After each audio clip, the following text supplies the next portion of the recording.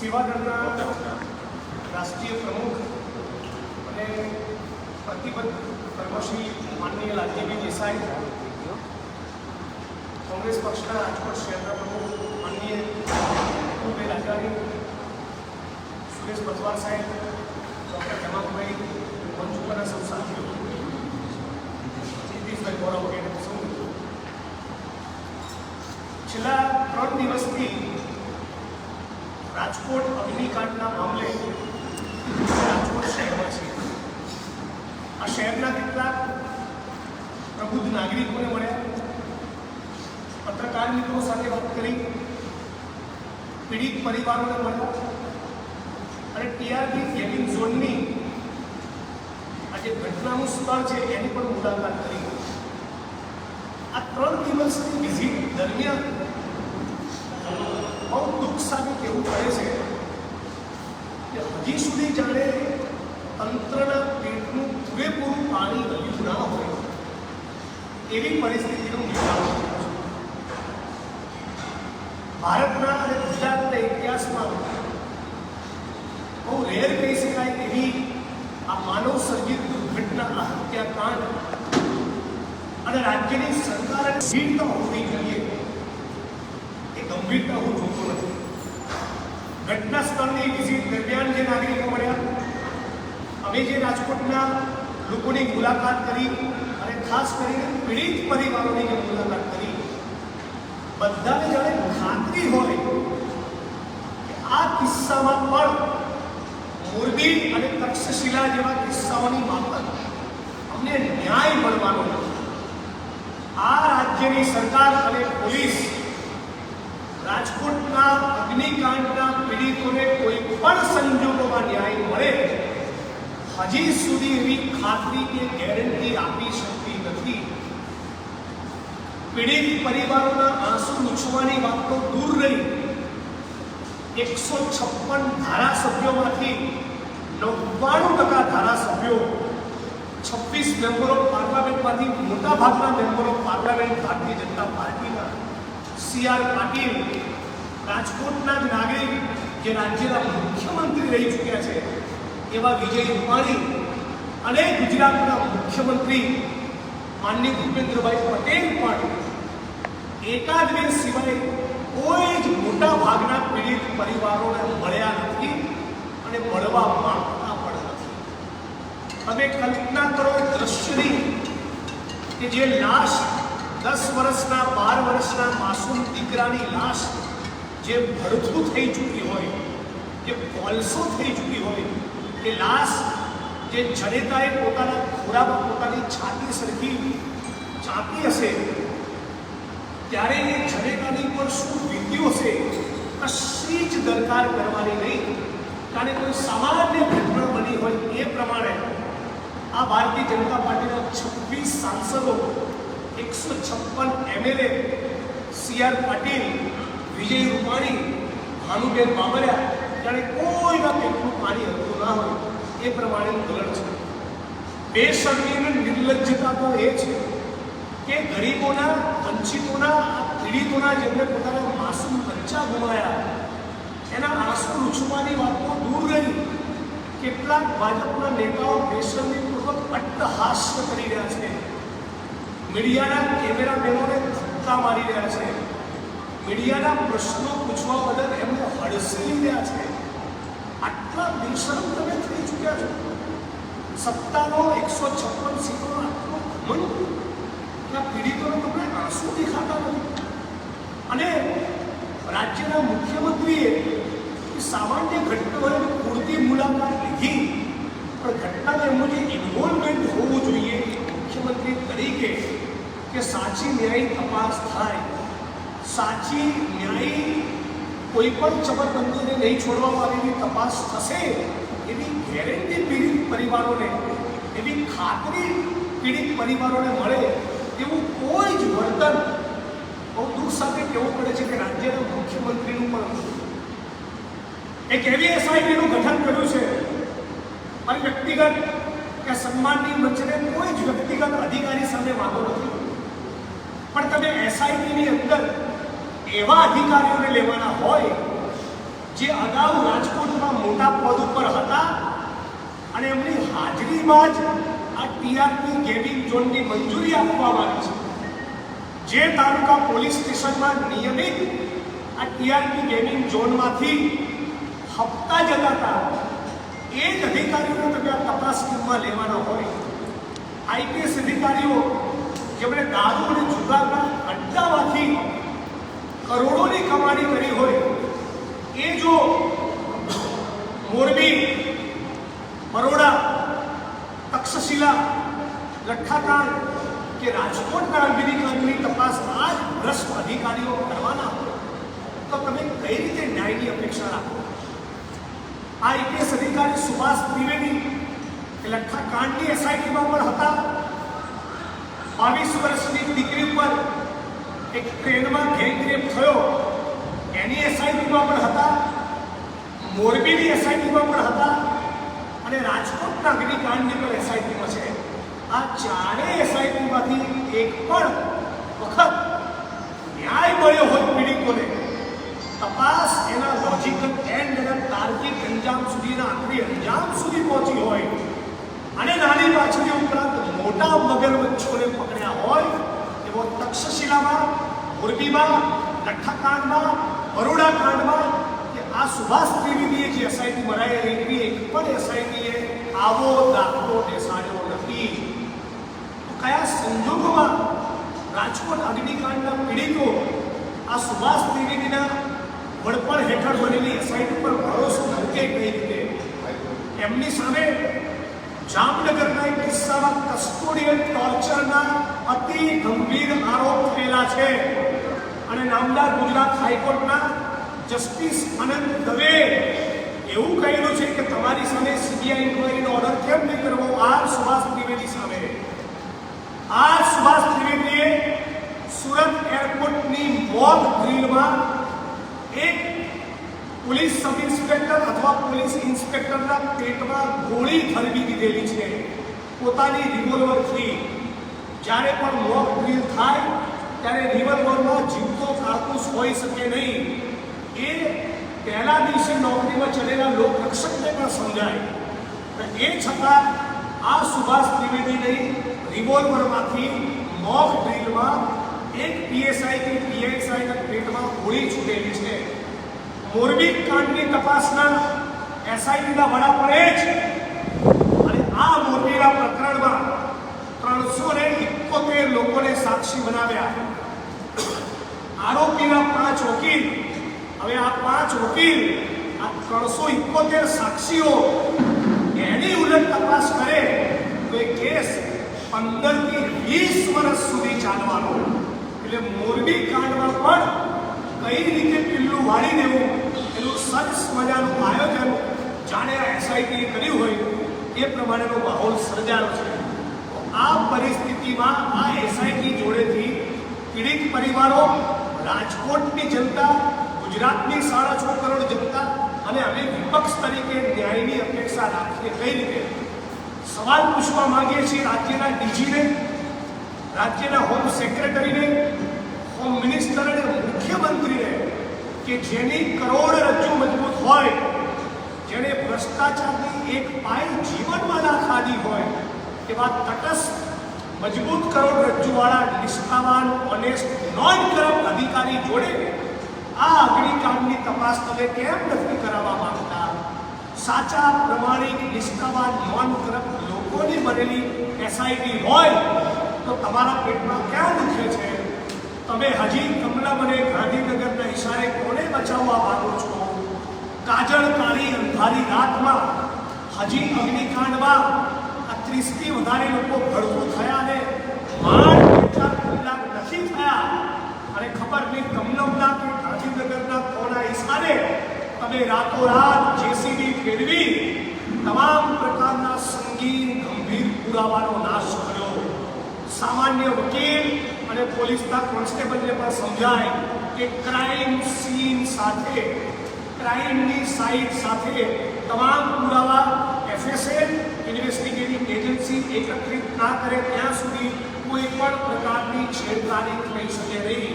ક્રાઇમની site એ અતિ સંવેદનશીલ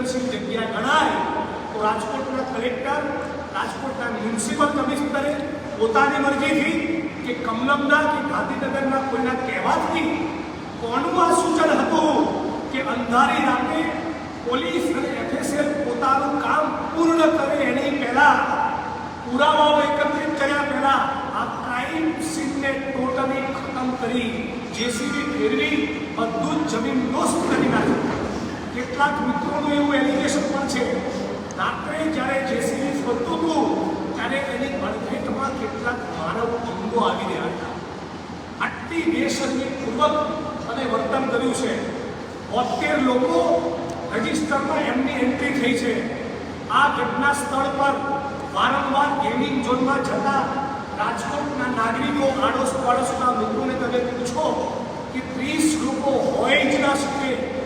12, 15, 17 લોકો ખોટો પડું હું માફી માંગીશ પણ મને મળેલી માહિતી મુજબ 12, 15, 17 તો નેપાળના લોકો ત્યાં કર્મચારી તરીકે નોકરી કરતા હોવાની પણ વાત છે.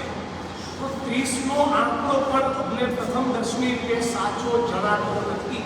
એટલે અનેક એંગલથી આટલી ભયંકર ઘટના બની હોય પોતાના પરિવારનો સભ્ય પણ આવો બને ત્યારે ના છોડવો જોઈએ એવી નિષ્ઠા અને કમિટમેન્ટ બતાવવાના સમયે પણ તમે ચારે બાજુથી કેસમાં ઘાંઘરો વાટવાની જે ભૂમિકા લીધી છે મને લાગે છે આ સરકારને ભારત ભૂમિનો ઇતિહાસ કોઈ દિવસ માફ નહીં કરે. અને એટલા માટે અમે માંગણી કરીએ છીએ વિપક્ષ તરીકે નહીં, કોંગ્રેસ પક્ષ તરીકે નહીં, ભારતના અને ગુજરાતના જવાબદાર નાગરિકો તરીકે માંગણી કરીએ છીએ કે આ કેસમાં નિષ્ઠાવાન, પ્રમાણિક, નોન કરપ્ટ અધિકારીઓની બનેલી એસઆઈટી દ્વારા થવી જોઈએ. એ જ પ્રમાણે શ્રેય હોસ્પિટલ, બરોડાનો કાંડ, મોરબીનો કાંડ અને તક્ષશિલા કાંડ આ તમામ કાંડમાં પણ નોન કરપ્ટ અધિકારીઓની બનેલી એસઆઈટી દ્વારા જ તપાસ થવી જોઈએ. તો જ અમને ન્યાયની આશા રહેશે.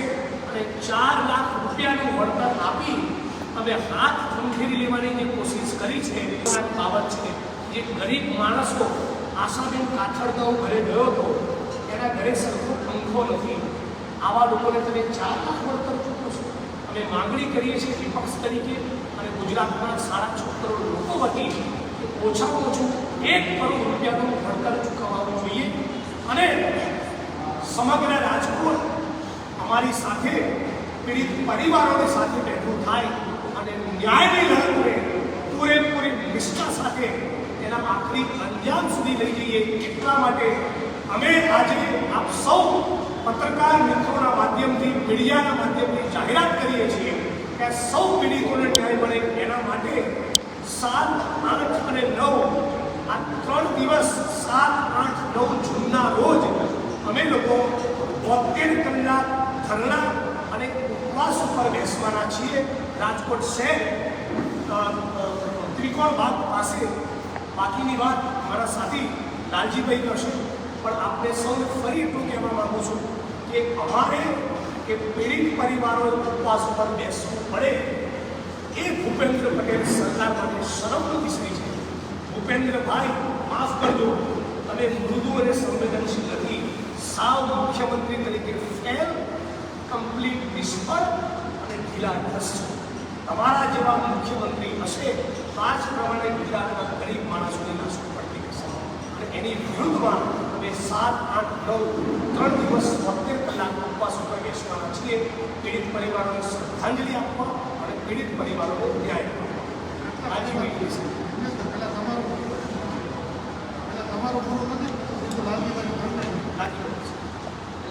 અનુસંધાન મળશે પછી તમને પ્રશ્ન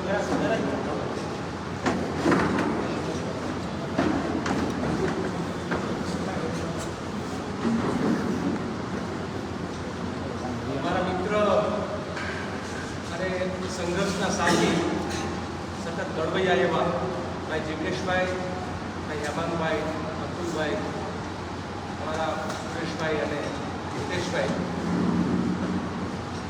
આ વચ્ચે અત્યારે અમે એક વિશેષ પત્રકાર પરિષદ યોજવાનું મુખ્ય જે કારણ છે કે રાજકોટમાં એક એવી ઘટના બની કે જેના કારણે રાજકોટના દરેક પરિવાર અત્યારે વ્યથિત છે. જેને પણ મળીએ છીએ અડોશ પડોશના લોકો પણ એમ કહે છે કે આ બહુ અજુગતું થયું છે અને થવા પાછળનું જો મુખ્ય કોઈ કારણ હોય તો એ ભ્રષ્ટાચાર અને ભ્રષ્ટાચારની આખી સિસ્ટમ છે. આખી સિસ્ટમ કરપ્ટ છે. જે રાજ્યના મુખ્યમંત્રી મૃદુ અને મક્કમ હોવાની વાત કરે, પણ આ તો એની વાત છે કે ગાંઠપણને ભોળપણમાં ખપાવવાની વાત. એટલે મૃદુ અને મક્કમ નહીં, પણ સંપૂર્ણપણે ગુજરાતના ઇતિહાસના સૌથી નબળા મુખ્યમંત્રી તરીકે અત્યારે એ કાર્ય કરી રહ્યા હોય એવું લાગે છે. જિગ્નેશભાઈએ જેમ કહ્યું એ પ્રમાણે અગાઉના મુખ્યમંત્રી પોતે સંવેદનશીલ સરકાર ચલાવતા હતા. એમની સંવેદના ક્યાં મરી ગઈ કે એમણે અત્યાર સુધી આ પરિવારોના આંસુ લૂછવા માટે કે એમને સધિયારો આપવા માટે એક પણ વખત જવાની તસ્દી ના લીધી. આખા અગ્નિકાંડમાંથી ઘણા બધા સવાલો ઊભા થાય છે. એ સવાલો એ છે કે ગુજરાત સરકારની એવી શું મજબૂરી છે કે વારે વારે એક જ વ્યક્તિને બધી જ એસઆઈટીની જવાબદારી સોંપવામાં આવે છે. એટલે આ સ્પેશિયલ ઇન્વેસ્ટિગેશન ટીમ છે કે પછી ભારતીય જનતા પાર્ટીની આ ભાજપા સરકારની સ્પેશિયલ ભીનુ સંકેલવા સમિતિ છે? આમ જોતા એવું લાગે છે આ ભીનુ સંકેલવાની સમિતિ હોય એવું સ્પષ્ટ રીતે દેખાય છે અને એના અનેક ઉદાહરણો આપણને દેખાશે.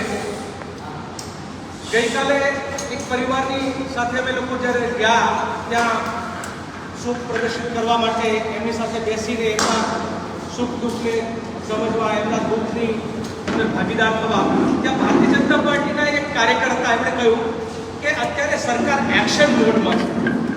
સરકાર એક્શન મોડમાં છે તો એ કયા એક્શનમાં છે એની જરા તપાસ કરી તો સૌથી પહેલું આવ્યું કે સરકાર રાતોરાત પુરાવાના નાશ કરવાના એક્શન મોડમાં છે. સરકાર ભ્રષ્ટ અધિકારીઓને એસઆઈટીમાં મૂકીને નાક દબાવીને ભીનું સંકેલવાના એક્શન મોડમાં છે. આ ફાયર માટેની સેફટી માટેના જે સાધનો હોય એને રાતોરાત 21/4ના રોજ જેનું મેન્યુફેક્ચરિંગ થયું હોય એવા સાધનો અડધી રાતે ત્યાં પહોંચાડવાના એક્શન મોડમાં છે. આ સરકાર જે છે એ સંપૂર્ણ રીતે અમુક પરિવારોની મુલાકાત દ્વારા એના માણસો મોકલીને એમ કહે છે કે તમે આક્રમક ન બનો, 4 લાખ સરકાર આપશે અને જરૂર પડશે તો બાકીના અમે પાર્ટીની રીતે મદદ કરશું, પરંતુ તમે આ મુદ્દાને જરાક થોડું શાંત થવા દો. 12 દિવસ પૂરા નથી થયા એટલે મહત્વનો મલાજો જાળવીએ છે. કારણ કે એ 30નો આંકડો ભલે એ કહેતા હોય, જનતાના મોઢે તો આંકડો 100ની આસપાસનો છે. કારણ કે જે બેન આશા એમાં આ રીતે મૃત્યુ પામી, એની નાની બેન ત્યાં જોવા ગયેલી, એણે કહ્યું અગાઉ હું આખા પહેલામાં ફરી છું, જોઈ છે, મારી પાસે વિડીયોઝ છે કે ત્યાં 40 તો કર્મચારી હોય છે. તો જેના 40 કર્મચારીઓ અંદર હોય, જેની 72ની એન્ટ્રી અંદર બોલતી હોય, એ માહોલ હોય, ત્યાં માત્ર 30નો આંકડો આપવો એ સરકાર જે છે એ આંકડા છુપાવવાનું કામ પણ અત્યારે આમાં કરે છે. શા માટે એ આંકડા છુપાવે છે? જેમ કોરોના કાળમાં ગુજરાતના મૃત્યુના આંકડાઓ આ સરકારે છુપાવીને પાપ કર્યું, એ જ રાજકોટના અગ્નિકાંડ અને આમ જોવા જાય તો માનવ સર્જિત હત્યાકાંડમાં કરી રહી છે. અહીંયા જે માગણી છે પરિવારોની, ભાઈ જિગ્નેશભાઈએ કહ્યું પ્રમાણે, અને મને પણ કહેવાનું થાય કે અહીંયા બધા લોકોને હોય કે વિપક્ષ લડવું જોઈએ. મને લાગે છે કે માત્ર વિપક્ષની નહીં, સમગ્ર ગુજરાતના દરેક સંવેદનશીલ માનવીની, કે જેને એમ છે કે ગુજરાતમાં આ ઘટનાઓ વારે વારે ના થાય, ફરી તક્ષશિલા ના બને, ફરી રાજકોટનો હત્યાકાંડ ના થાય, ફરી મોરબીના જે ઝૂલતા પુલવાળી ઘટનાઓ છે ન બને, એના માટે સમગ્ર રાજકોટ અને સમગ્ર ગુજરાતની જનતાએ પોતાની સંવેદનાઓને પ્રગટ કરવા માટે આ ન્યાયની લડતમાં લડવાની જરૂર છે. આપણે આજે નહીં લડીએ તો ભ્રષ્ટ અધિકારીઓ આ ભ્રષ્ટાચારના બોરિંગમાં આવી અનેક ઘટનાઓ થશે. સાંભળ્યું છે ગઈકાલે ટીપીઓ સાગઠિયા જે છે એમણે મોઢું ખોલ્યું છે. આ મોઢું ખોલીને ભાજપના મોટા મગરમચ્છોના નામ પણ લીધા છે. મારા કરતાં આપની પાસે આની વધારે માહિતી છે. સૌથી પહેલો સવાલ કે સરકાર નાની નાની માછલીઓને પકડીને આ કેસને ભીનું સંકેલવાનું કરશે કે ખરેખર જે મોટા મગરમચ્છો આ હત્યાકાંડ માટે જવાબદાર છે, જેણે ભ્રષ્ટાચાર કરીને આને મંજૂરી અપાવવાથી લઈને કે ચાલુ રખાવીને કામ કર્યું છે, એના માટેનું એ કાર્ય કરશે? આ પેચીદો સવાલ ગુજરાત માટે છે. તો સવાલ ઘણા લોકો એમ કે તમે કેમ શરૂઆતમાં અવિશ્વાસ કરો છો? કાલે ભાજપના એક આગેવાને કહ્યું કે તમે પહેલા દિવસથી જ અવિશ્વાસ કેમ કરો છો? મેં કીધું દૂધના દાજેલા અમે છાશ મૂકીને પીએ છીએ. તક્ષશિલામાં દાજી છે ગુજરાતની જનતા, અને મોરબીના એક પુલના ઘટનામાં પણ જનતા દાજી છે. આટલા વર્ષ આટલા મહિનાઓ થવા છતાં પણ મુખ્ય આરોપીઓ આજે એને કોઈ સજા નથી થઈ. માત્ર ને માત્ર તારીખો પડે છે, સુનવાઈઓ થાય છે અને સાક્ષીઓને સાંભળવામાં આવે છે. આવું ન બને એના માટે માત્ર કોંગ્રેસના કાર્યકર તરીકે નહીં, કર્મશીલ તરીકે, એક ગુજરાતના જાગૃત નાગરિક તરીકે અમે લોકોએ મનોમન નક્કી કર્યું છે કે આપણે સૌ સાથે મળીને સરકારને એક સમય પણ આપીએ છીએ. 12 દિવસ તો બહુ પૂરતા હોય કોઈ પણ સરકારને સંપૂર્ણ એક્શન લઈને મગરમચ્છોને પકડવા માટેના. એ 12 દિવસમાં સરકાર ત્યાં સુધી ન પહોંચે.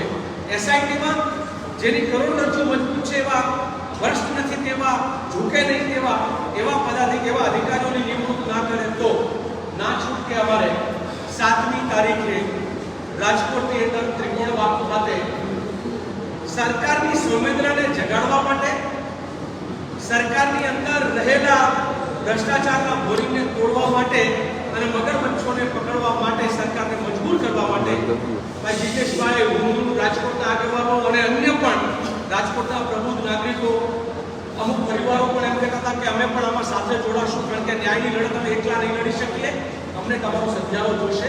તો સૌ સાથે મળીને ભારતના નાગરિક તરીકે, ગુજરાતના નાગરિક તરીકે એ 72 કલાકમાં અમુક મિત્રો જે છે એ આંશિક ઉપવાસ પર ઉતરશે, અમુક લોકો છે સંપૂર્ણપણે 72 કલાકના અન્નનો ફળનો ત્યાગ કરીને 72 કલાક જે છે એ ત્યાં ઉપવાસ કરશે. અને આશા રાખવી કે ગુજરાતની નબળી, બેરી અને આંધળી સરકાર કે કોઈક રીતે મૃદુ અને સંવેદનશીલ બને અને મક્કમ રીતે પગલાં લે.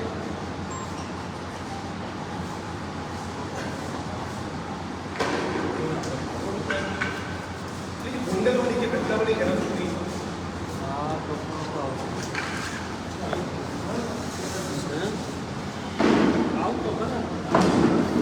લાવો બાબુ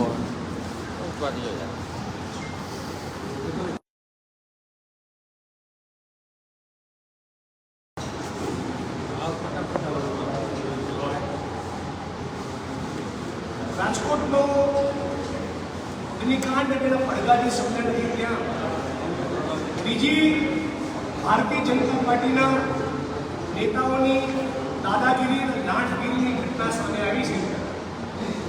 જુનાગઢ કોંગ્રેસના અમારા સાથી રાજુભાઈ સોલંકીના દીકરાનું ભારતીય જનતા પાર્ટીના ગોંડલના ધારાસભ્યના પુત્રે કિડનેપિંગ કરી, અપહરણ કરી, પીડિત પરિવારના કહેવા મુજબ એને લગ્ન કરીને ભૂત માર માર્યો છે.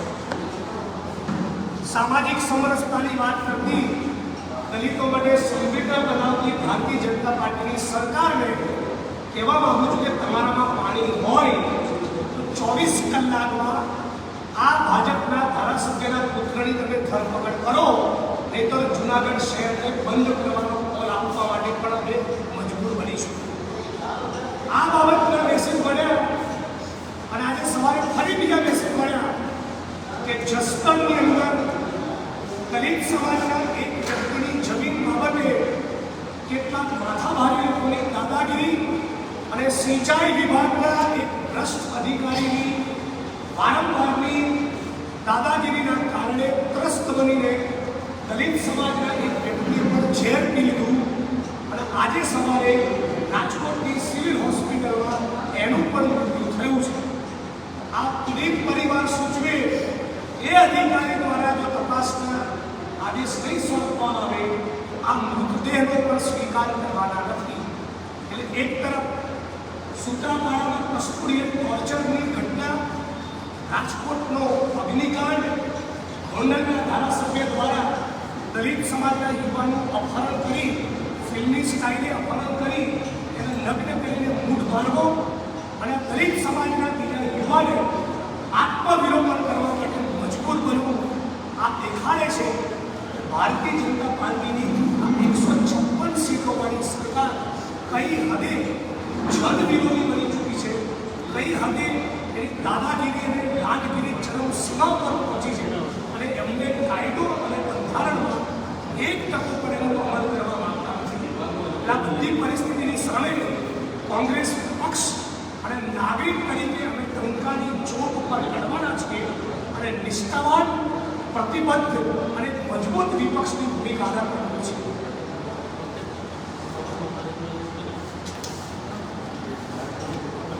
અવાજ